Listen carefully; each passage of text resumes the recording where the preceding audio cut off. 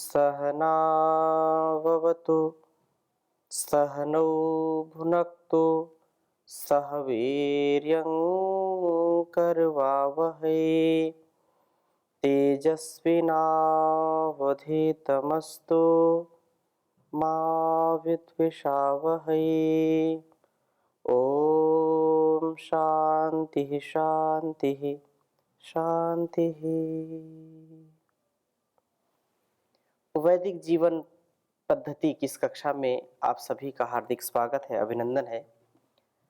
ऋग्वेद के चतुर्थ मंडल का स्वाध्याय कर रहे हैं और स्वाध्याय ऐसे वेद मंत्रों का जो हमारे जीवन में अत्यंत दिव्यता भव्यता के लिए, जीवन और जगत के कल्याण के लिए महनीय पथ प्रदर्शक हैं। ये मंत्र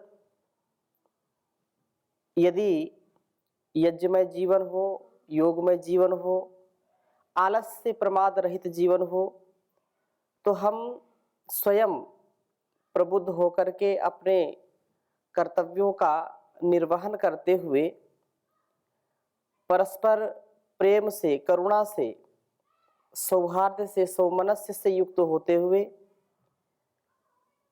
धन, संतान, यश, कीर्ति, वैभव को प्राप्त कर लेते हैं। हम यजशील बने, आलस्य प्रमाद छोड़ करके प्रभात में उठें। इसके लिए चतुर्थ मंडल के 51वां जो सूक्त है उसका स्वाध्याय कर रहे थे हम।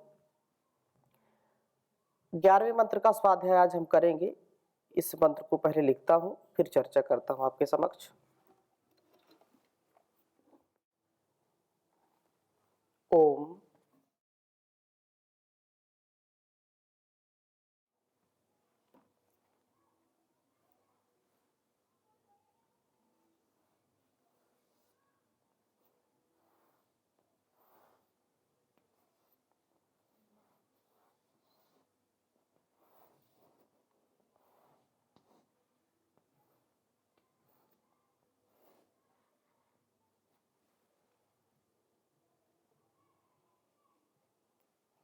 तद्वो दिवो दुहितरो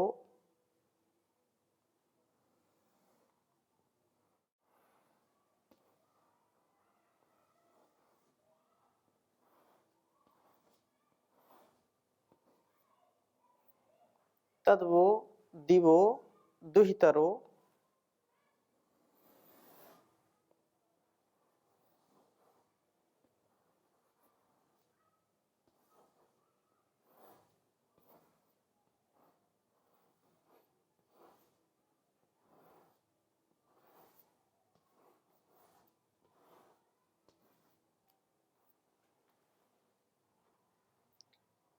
विभाति रूप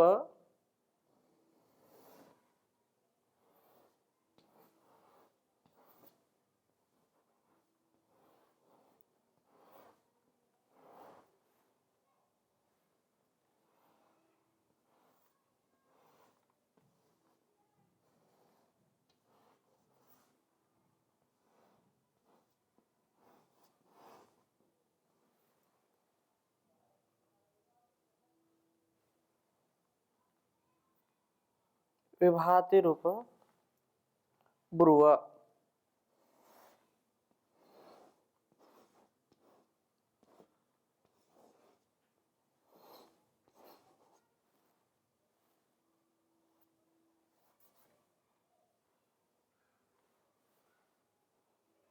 उषसो यज्ञ केतु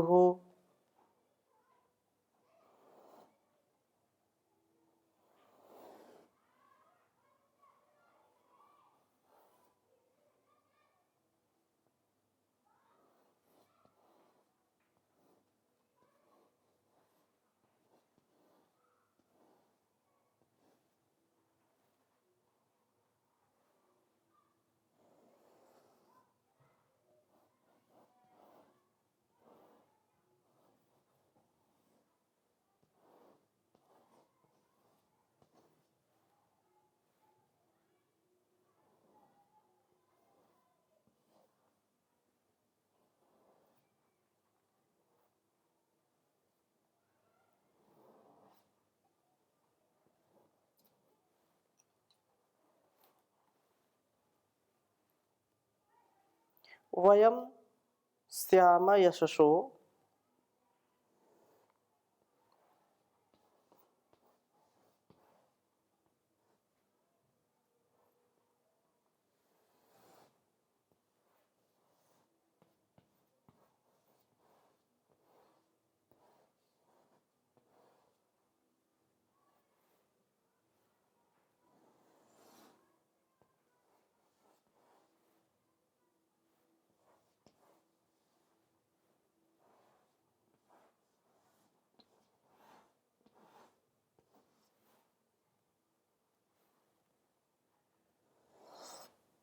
जनेषु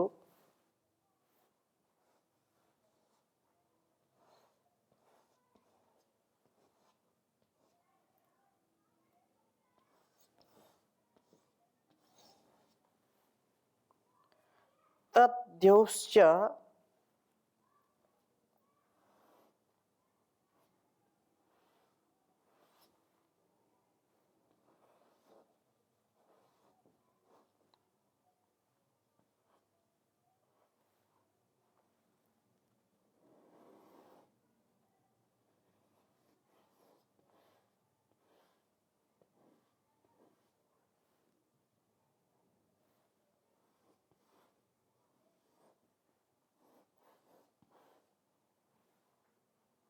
धत्ताम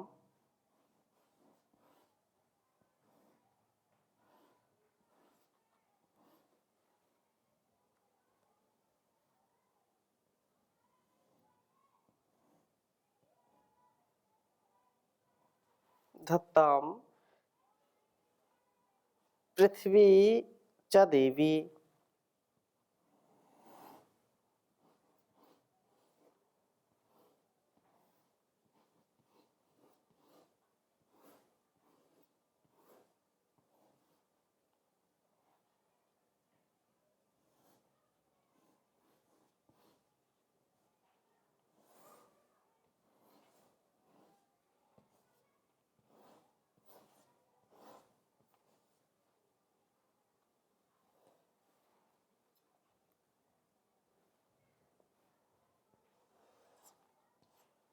ऋग्वेद के चतुर्थ मंडल के 51वें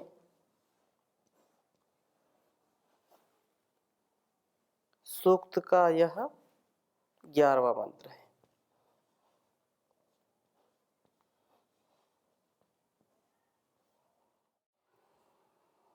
ओम तद्वो दिवो दुहितरो विभातेरुप ब्रुवा उषसो यज्ञकेतुः वयं स्याम यशसो जनेषु तद्योश्च धत्तां पृथिवी च देवी।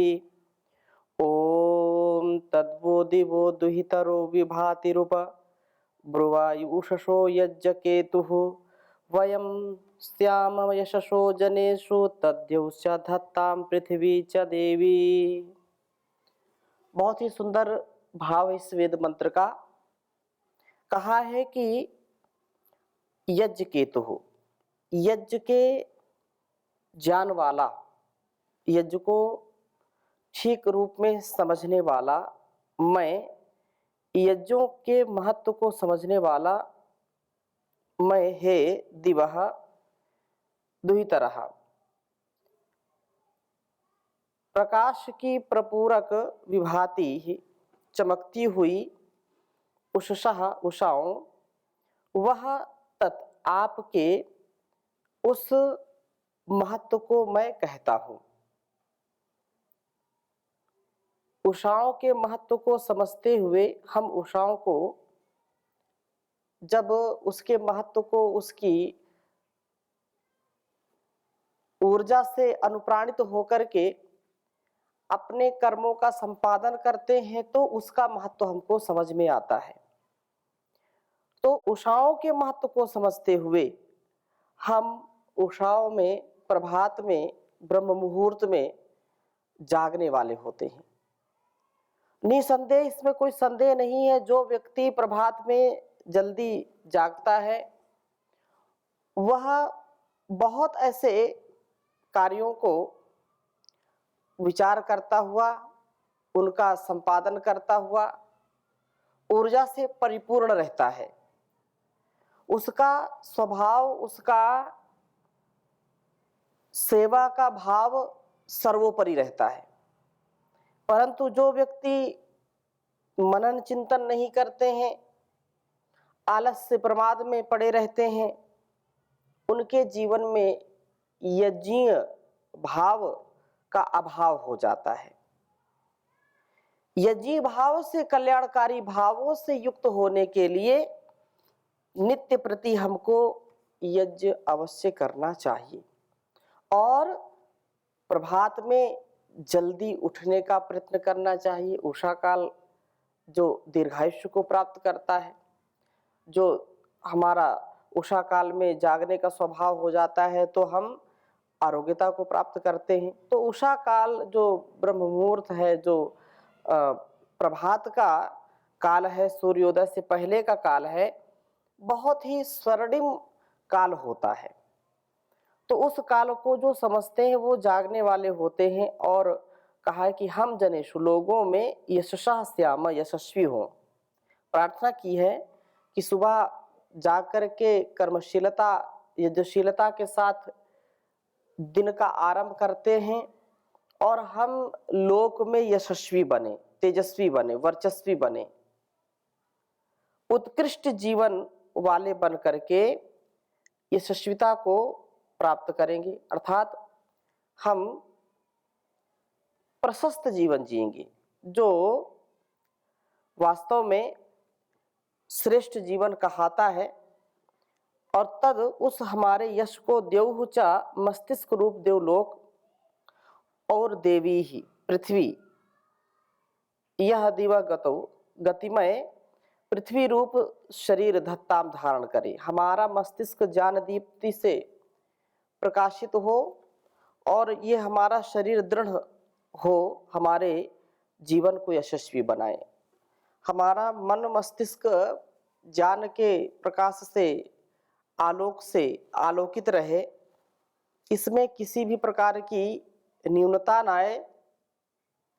और इस प्रकार से जब हम जीवन जीते हैं तो निसंदेह अमृत का पान करते हैं, यशस्वी बन करके रहते हैं। उषा काल में जाग करके हमारा यज्ञशील स्वभाव हो, हमारा शरीर और मस्तिष्क हमारे जीवन को यशस्वी बनाए। यदि व्यक्ति शरीर से स्वस्थ नहीं है, मन से स्वस्थ नहीं, मस्तिष्क उसका काम नहीं करता है, तो उसका जीवन निरर्थक हो जाता है। इसलिए यह देवस्य धत्ताम पृथ्वी च देवी, ये हमारा जो शरीर है, इस शरीर को आधार माना है, कर्म का आधार है, स्वधर्म का आधार है। जैसे हम पृथ्वी को आधार मानते हैं और आधार है, सबको धारण करती है, इसी पर हम अपने कार्यों को संपन्न करते हैं। ऐसे ही पृथ्वी, जैसे ही शरीर भी हमारे कर्मों का साधन है, मस्तिष्क उसके ऊपर है। तो शरीर का स्वास्थ्य हमारा व्यवस्थित हो, वात पित्त कफ जो प्रकोप हो जाते हैं, प्रकोपित हो जाते हैं, वो संतुलित रहें। रजोगुण, तमोगुण, सतोगुण जो 3 गुण हैं, इनमें भी उचित सामंजस्य हो, संतुलन हो, ना अधिक राजस ना अधिक तामस।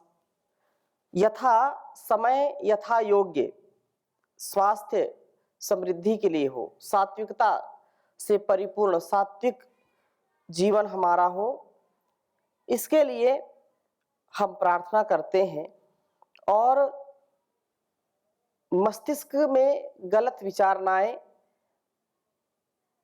स्पष्ट, सुंदर और सुव्यवस्थित, संयमित, मर्यादित जीवन जीने का हम प्रयत्न करें तो निसंदेह हमारा अतिशय कल्याण होगा। और इस कल्याण के लिए यज्ञीय जीवन परम आवश्यक है। प्रभात में जागना परम आवश्यक है।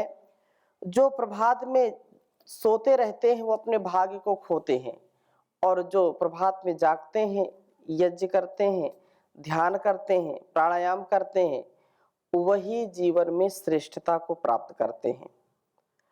पशु पक्षियों को हम देखें, पशु पक्षी भी प्रभात में सूर्योदय से पहले ही उठ जाते हैं और वो स्वस्थ रहते हैं। कभी उनको कोई अस्वस्थता नहीं होती है। किसी भी जांगल्य जो पशु पक्षी हैं उनको किसी ने अस्वस्थ होते हुए नहीं देखा होगा। इसलिए हम स्वस्थ होकर के जीवन जीना चाहते हैं, शरीर से भी स्वस्थ हो, मन से भी स्वस्थ हो, क्योंकि आधि और व्याधि हमारे समाधि में समस्या है। आधि और व्याधि से बचने का उपाय क्या है? समाधि, योगा समाधि, योगा अनुष्ठान करें, योग का सेवन करें। आधि जो मानसिक बीमारियां हैं, व्याधि जो शारीरिक बीमारियां हैं, तो आहार यदि हमारा ठीक है, आहार तो केवल खाना ही नहीं है, आहार जिसका हम आहरण करते हैं, जो भी ग्रहण करते हैं, वो आहार ही है। तो उचित मात्रा में भोजन करें, सात्विक भोजन करें, पौष्टिक भोजन करें, आंखों से रूप को, नासिका से गंध को, कानों से शब्द को, त्वचा से जो है स्पर्श, और इस प्रकार से ये जो हमारी इंद्रियां हैं इनको संयमित रखें। संयम पूर्वक हम जीवन को जीने वाले बने। निसंदेह जब हमारा आहार ठीक होगा तो हमारा शरीर ठीक रहेगा, हमको व्याधियां नहीं होंगी। और जब हमारा विचार ठीक होगा, गलत विचार नहीं मन में आए, उसके लिए स्वाध्याय करना, ब्रह्म मुहूर्त में उठना, ध्यान करना, जप करना, तप करना, तो इससे हमारे जीवन में जब गलत विचार नहीं आएंगे, कुत्सित विचार नहीं आएंगे, संकीर्ण विचारधारा नहीं रहेगी, काम, क्रोध, लोभ, मोह, ईर्ष्या, द्वेष, छल, कपट की भावना जब नहीं आएगी हमारे मन में, तो निसंदेह हमारा जो आधि रूपी रोग है, अर्थात मानसिक जो रोग है, वो नहीं होगा।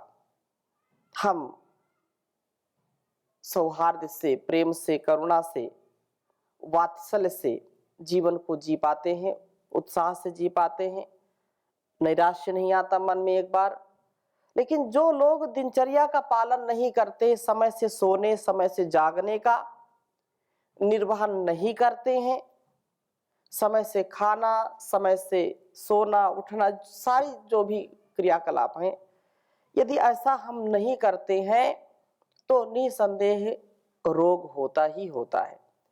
और ऐसा रोग होता है कि फिर वो बड़ा मुश्किल जीवन हमारा हो जाता है।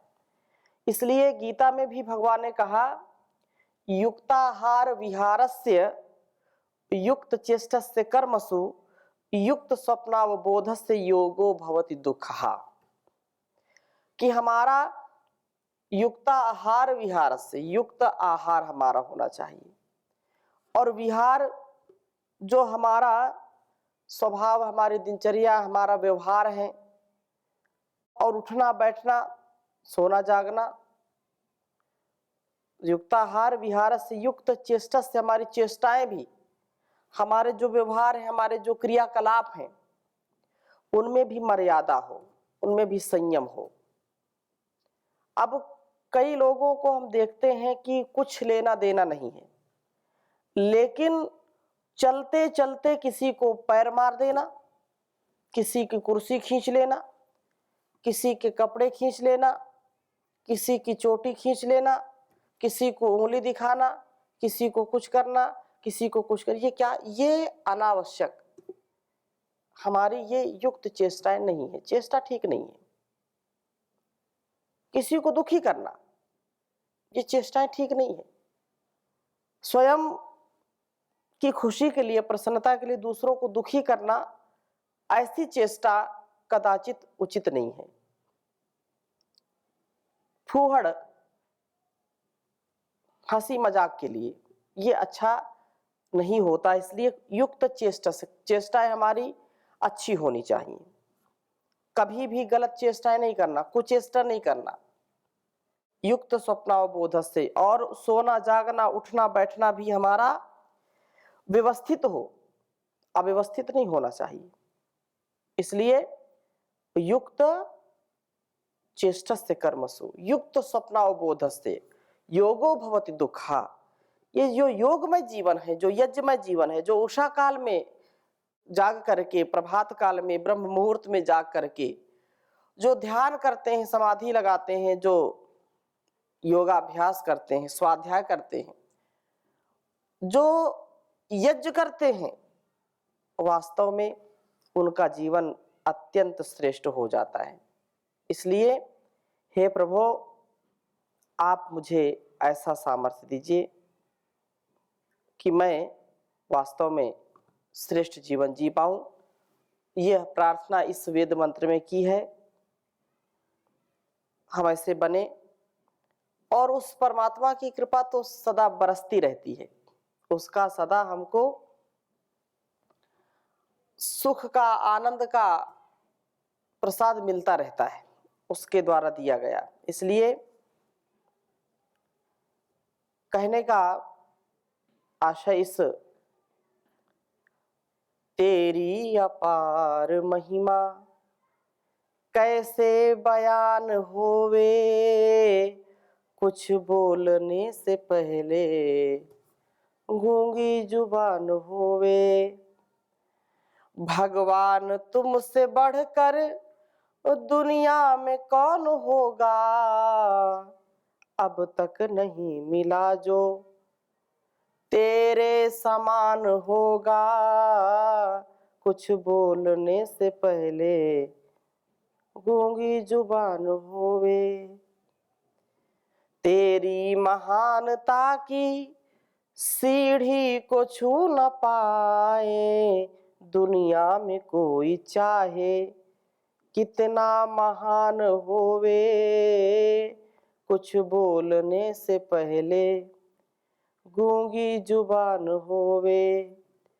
जिस आदमी के सर पर करुणा का हाथ रख दे, उसकी हर एक मुश्किल पल में आसान होवे।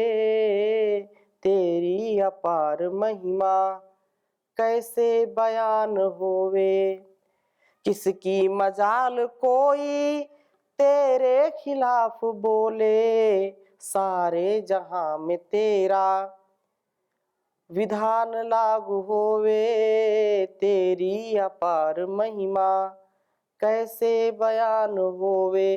तो संसार में उसका नियम अटल है, अचल है, वो चलता रहता है, सदा शाश्वत है। तो ऐसे हम भाव से ओतप्रोत हों। आज की कक्षा को यहीं पर विराम देते हैं। ओम शांति शांति शांति।